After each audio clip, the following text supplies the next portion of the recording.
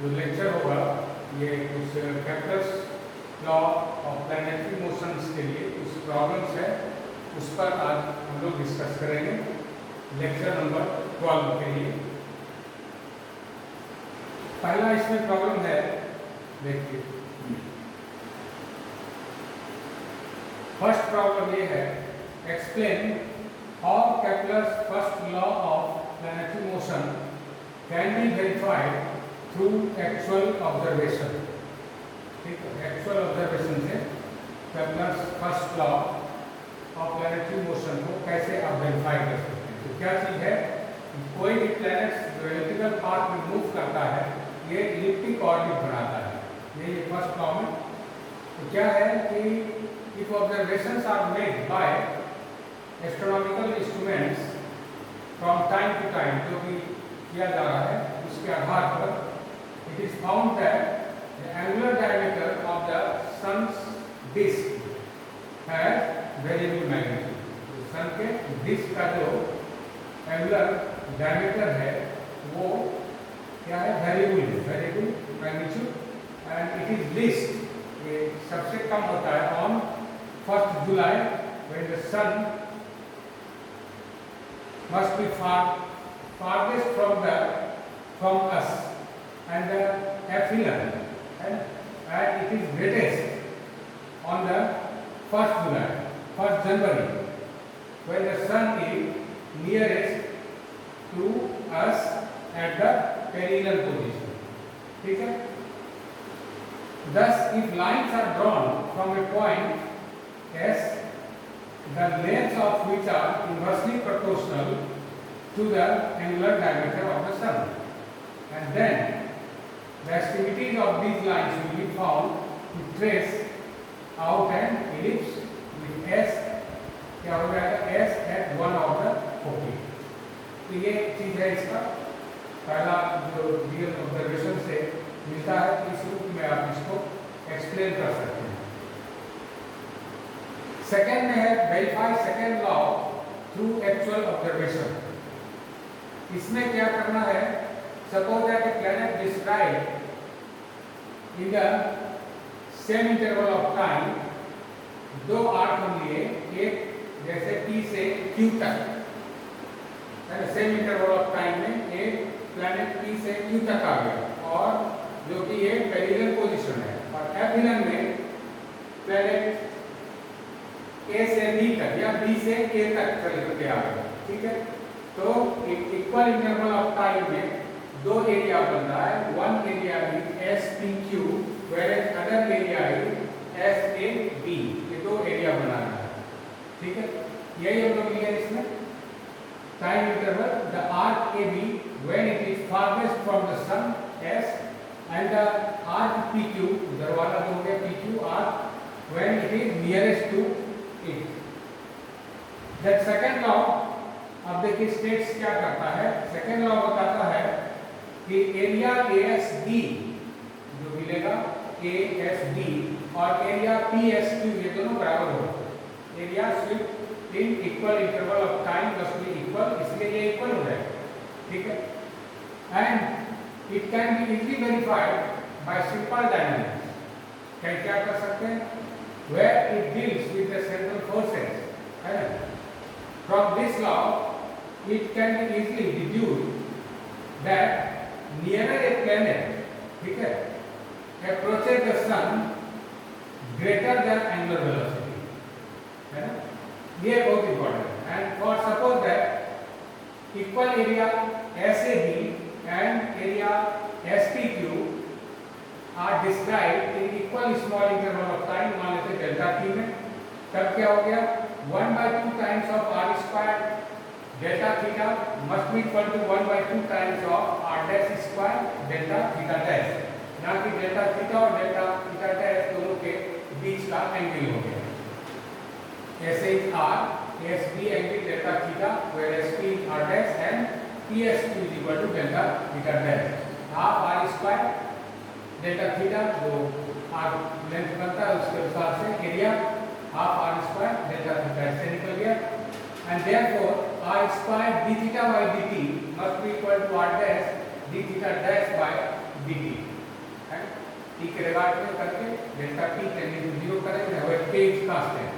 तो ये हेल्प मिल गया. That means d theta by dt it is proportional to 1 by r square. यहाँ से मिल जाएगा because it is constant. So d theta by dt is proportional to 1 by r square. But this d theta by dt ये क्या represent करता है? This represents the angular velocity.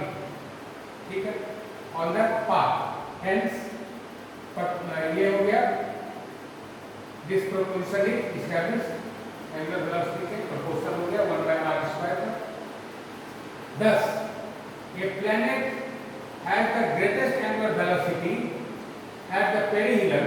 देखिए ये हो गया ना, क्योंकि इसका इनवर्सली प्रोपोर्शनल है. एंगुलर वेलोसिटी क्या होगा? अगर पेरिहिलियन पर जो शॉर्टेस्ट डिस्टेंस पर होगा, यानी कि r का वैल्यू कम अगर होगा, एंगुलर वेलोसिटी ज़्यादा हो जाएगा, और r का वैल्यू अगर अधिक होगा, एंगुलर वेलोसिटी कम हो जाएगा. ये यानी कि पेरिहिलियन पर क्या हो जाएगा? एंगुलर वेलोसिटी उसी पार्टिकल का ज़्यादा होगा, जबकि एपिहिलियन पर कम हो जाएगा. ठीक है, इसीलिए ये क्या है, यहाँ पे दिख रहा है P से Q तक ज़्यादा लेंथ तक आ गया, जबकि एरिया इसके बराबर हो जाएगा. A से B तक वो कम डिस्टेंस ट्रेवल किया. यही चीज यहाँ पर है. Because a planet has the greatest angular velocity at perihelion, that is when it is nearest to the sun, and the least angular velocity at the aphelion when it is farthest from it. So these are the extremities of the major axis. Perihelion और aphelion क्या है? These two are the extremities of the major axis of the path. ठीक है, ये establish हो गया. इससे हम कर सकते हैं ना कि दोनों का एरिया बराबर होगा, जो एक्चुअल ऑब्जर्वेशन से मिलेगा. नेक्स्ट में हम आते हैं न्यूटन्स लॉ ऑफ ग्रेविटेशन और न्यूटोनियन लॉ ऑफ अट्रैक्शन क्या है.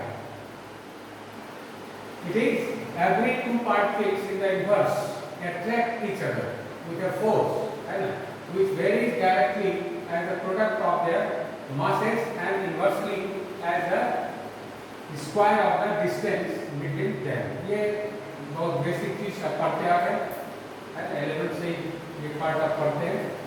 तो इसका मतलब हो गया कि M1 और M2 जो मास है पार्टिकल का, है ना, masses of two particles in the universe placed at a distance suppose that r apart, then the mutual attraction this is equal to gamma into m1 m2 by r square beta of force. ये मिलेगा, है ना, where gamma क्या है? Gamma is constant depending on the units of mass and length implied, and it is known as constant of proportion, है ना.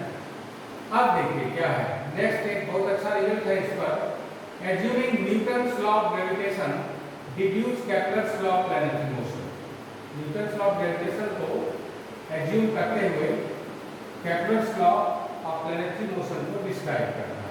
That means suppose that this capital M and small m are masses of the sun and the planet and r with the distance between them.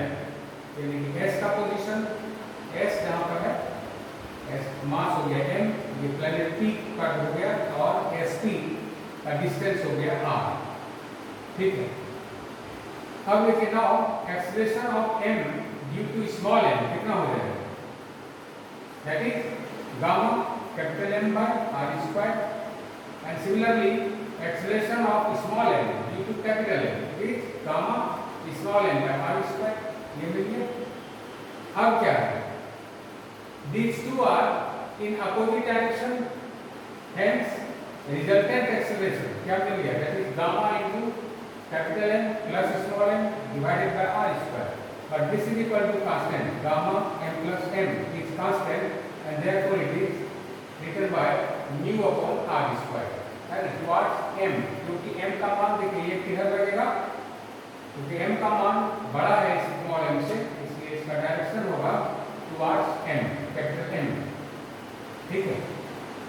Now radial acceleration क्या होगा? ये path का वहाँ पर radial acceleration ये होता है कितना होता है? r double dot minus r theta dot square, that is d2r by dt square minus r d theta by dt का whole square is equal to minus p, where capital P is the acceleration towards s, and it is equal to minus mu upon r square. ये मिल गया radial acceleration and you know that transverse acceleration is 0 and therefore the transverse acceleration that is 1 by r d by dt of r square theta dot that is r square d theta by dt is 0 and after integration we get r square d theta by dt is equal to constant and this constant is assumed previously we इसको assume किए हुए हैं suppose that it's not x that means 1 by 2 times of r square d theta by dt is constant proves Kepler's second law. ये Kepler's second law को prove कर दिया है. Again चलिए from 1 एक नंबर रिलेशन इससे radial acceleration equal to minus p निकाले इससे करते from 1 whenever r is equal to 1 by u है ना ये this r is equal to 1 by u then establish किए हुए थे इसके पहले भी you get h square u plus d2u by d theta square is equal to mu u square and so d2u by d theta square plus u is equal to mu upon h square right which is the second order differential equation ये with constant coefficient इसका auxiliary equation कैसे निकालते हैं suppose that d2 by d theta square suppose that it is equal to p small p right तब तो auxiliary equation क्या हो गया u के लिए 1 और d2 by d theta के लिए कितना लिखिए p so auxiliary equation is p square is equal to -1 यानी p square plus 1 is equal to 0 that is p square is equal to -1 right and -1 is equal to I square so p is equal to plus minus I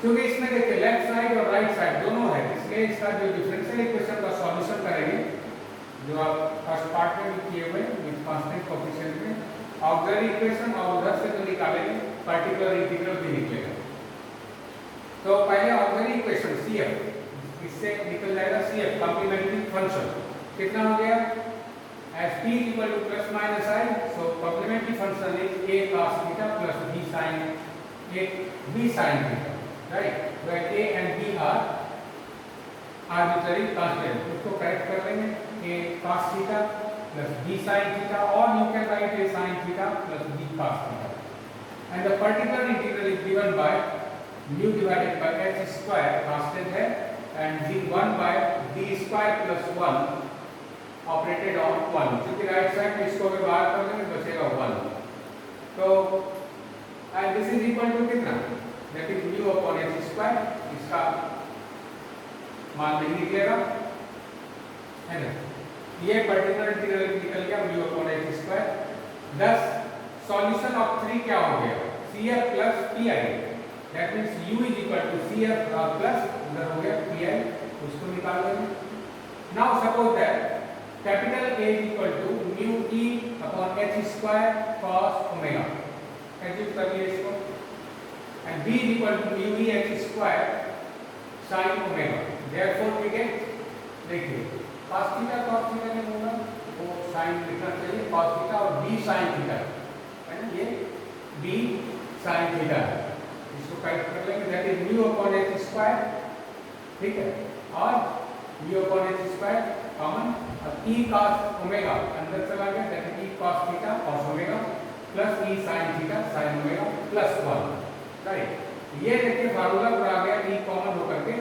that is e common cos theta cos omega plus sin theta sin omega which gives cos of theta minus omega and plus 1 and therefore it is mu upon h square 1 plus e cos theta minus omega this is the value of u right that is u is equal to this thing where h square is equal to mu l right that is this and u is equal to 1 by r and therefore l divided by r यहाँ से निकाल सकते हैं ना ये हो गया r 1 by r that is l by r is equal to 1 plus e cos theta minus omega तो ये क्या है this is the equation of ellipse polar equation of ellipse thus it proves the first law of planetary motion कि path of particle क्या होगा it is elliptical ये मिल गया नेक्स्ट में जो थर्ड लॉ में क्योंकि t के पीरियोडिक टाइम के साथ रिलेशन निकालना है। Suppose that capital T,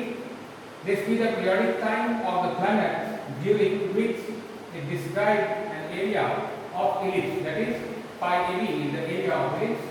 t time में एक चक्कर लगाता है, पूरा एलिप्टिक पाथ पर मूव करता है, so it is equal to the area of ellipse is pi ab।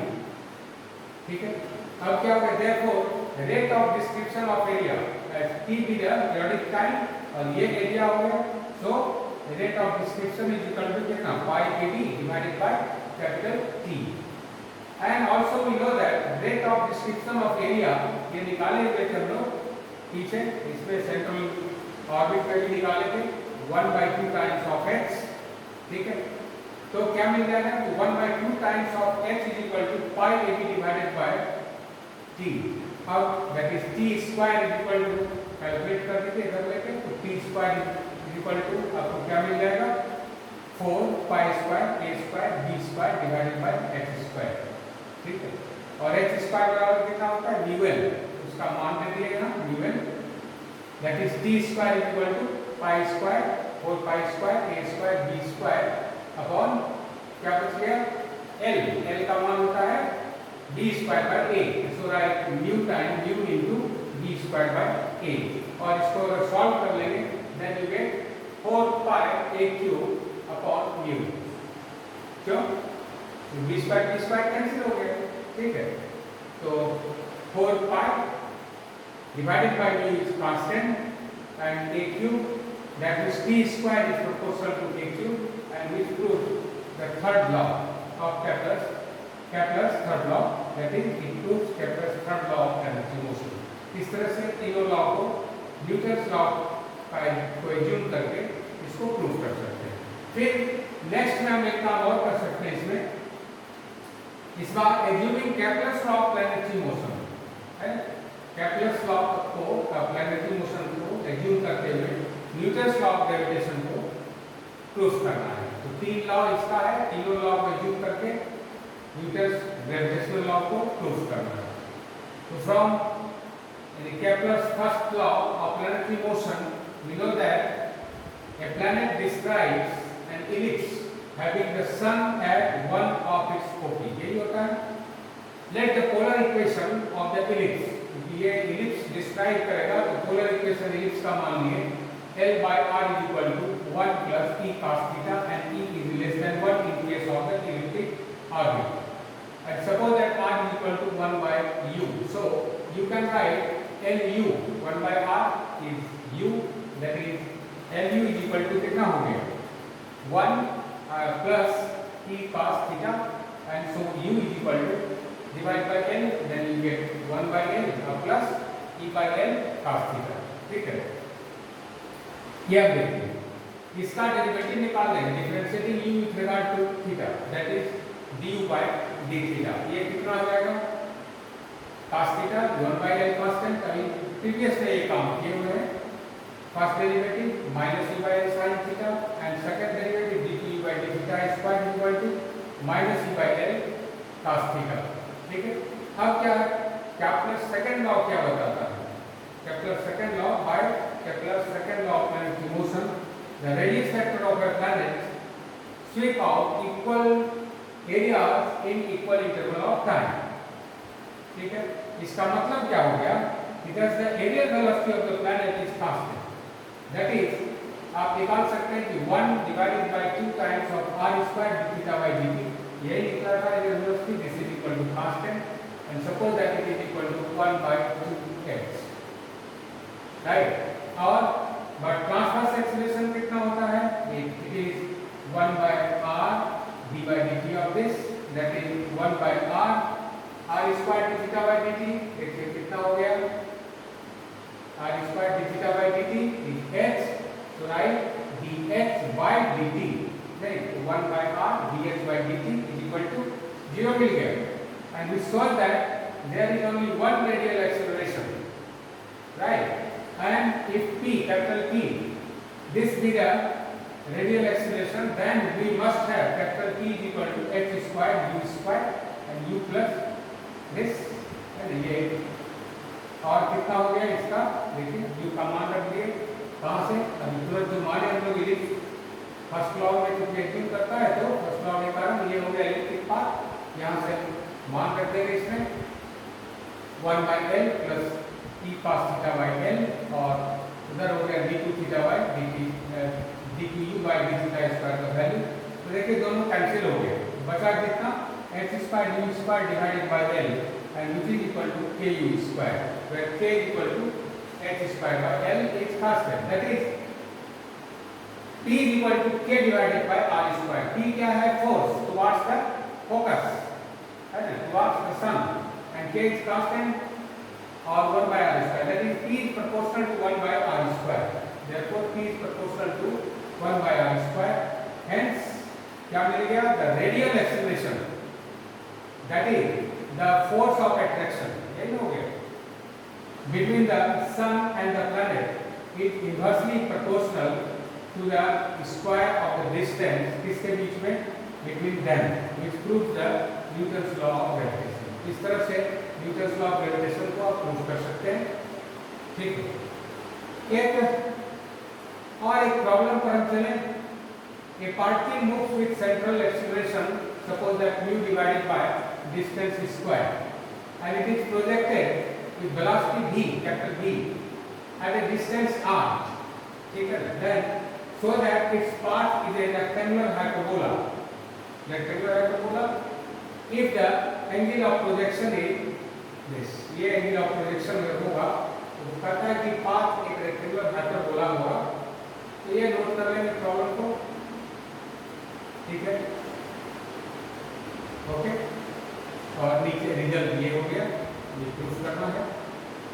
तो रेक्टेंगुलर हाइपरबोला का मतलब हो गया, एक बात जानते हैं कि यदि होता क्या है, जो हाइपरबोला में दो चीज आता है, एक एसिम्पटोट्स होगा, अगर एसिम्पटोट्स एक दूसरे पर परपेंडिकुलर हो जाए, ठीक है ना, तो रेक्टेंगुलर हाइपरबोला होगा। तो उसका इक्वेशन होगा x square by x square minus y square is equal to a square, एक केस ये होगा। और उसी को अगर π/2 से हम मूव कर दें, है ना, π/4 से, और जो एसिम्पटोट्स है उसको एक्सिस बना लेंगे, तो इक्वेशन भी चेंज कर जाएगा। ज्योमेट्री में फर्स्ट पार्ट में पढ़े होंगे कि तो उसका इक्वेशन हो जाता है xy is equal to c square, ठीक है। ये रेक्टेंगुलर हाइपरबोला का इक्वेशन किस तरह का होगा? वही बोल रहा है कि देख इसका पाथ रेक्टेंगुलर हाइपरबोला होगा। इसके लिए हम चलें पहले, in case of the hyperbola as we know that b square is equal to mu 2 by r plus 1 by a, ये मिलेगा। and if the hyperbola is rectangular, then you know that a and b both are equal and therefore h square is equal to mu into b square by a, and when b is equal to a, that means it gives mu a square by a, that is mu k only, right? And if phi, this phi be the angle of projection, then P this is equal to कितना? Capital R sin phi, है ना, जो tangent का direction हो गया, और P हो गया लेंथ ऑफ परपेंडिकुलर, तो P is equal to R sin phi, and velocity v, capital V is equal to x by p, that means v square is equal to x square by p square। Central orbit में इसको हम लोग देख चुके हैं, and it is equal to x square और p square का मान रख देंगे, then that means you can find sin square phi which is equal to h square r square b square, but x square is mu a, that means mu a divided by r square b square, ये मिल जाएगा। now b square by mu अब निकाल लीजिए, कितना हो गया?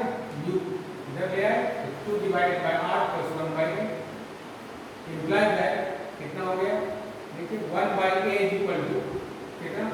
b square by mu minus 2 by r, उसको सॉल्व कर देंगे, म्यू आर एलसीएम लेकर के हो जाएगा b square r minus 2 mu, and you can find easily the value of k, and k is equal to mu r divided by b square r minus 2 mu, ये मिल जाएगा। और इससे अब आप निकाल सकते हैं sin स्क्वायर फाई, नहीं sin स्क्वायर फाई कितना? Mu a divided by r square b square, that means इसका मान अगर रख देंगे k का वैल्यू तो मिल जाएगा mu square r divided by difference, है ना। r से क्या किए? डिवाइड कर दीजिए, और यहाँ से कॉमन ले लेंगे तो बचेगा v square r square, common ले लिए है ना, r को नीचे करते हुए मिल जाएगा v square minus 2u divided by r। That means sine phi equal to this thing mu divided by vr, v square minus 2u divided by r to the power half. ठीक है, that is phi equal to sine inverse this. तो ये 2 side result है। तो calculus law में यही तक करेंगे। फिर